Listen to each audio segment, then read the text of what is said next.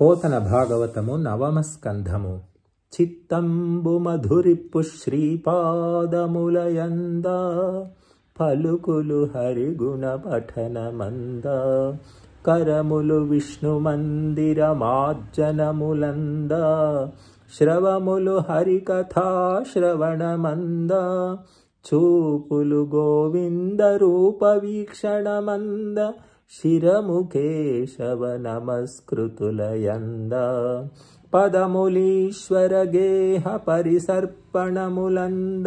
కామంబు చక్రి కైంకర్యమంద సంగమచ్యుత జనతను సంగమంద ఘ్రాణము అసురారి భక్తాంఘ్రి కమలమంద రసని తులసి దళములంద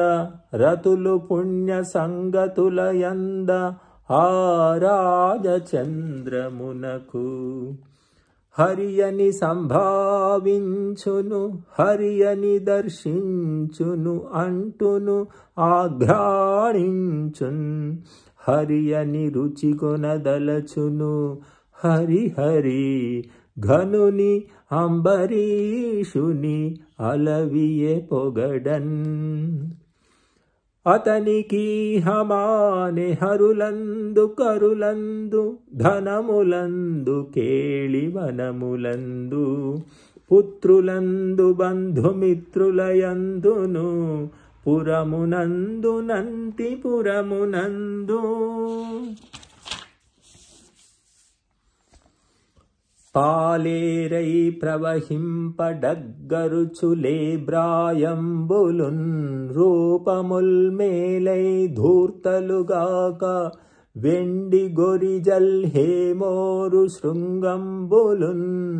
క్రాలన్ క్రేపుల ఎర్రు నాకుచును రంగఛాయలయ్యున్న మందాలన్యర్బుద షట్కమిచ్చే విభుడు ఉద్యద్వైదిక శ్రేణికిన్ భాసుర నిగమ పదోపన్యాసుడు సుతపో విలాసుడు అనుపమ యోగాభ్యాసుడు రవిభాసుడు దుర్వాసుడు అతిథి అయ్యే తన్నివాసంబునకున్ అతిథివోయి రామినధిప ఈ ద్వాదశి పారణంబు మానబాడిగాదు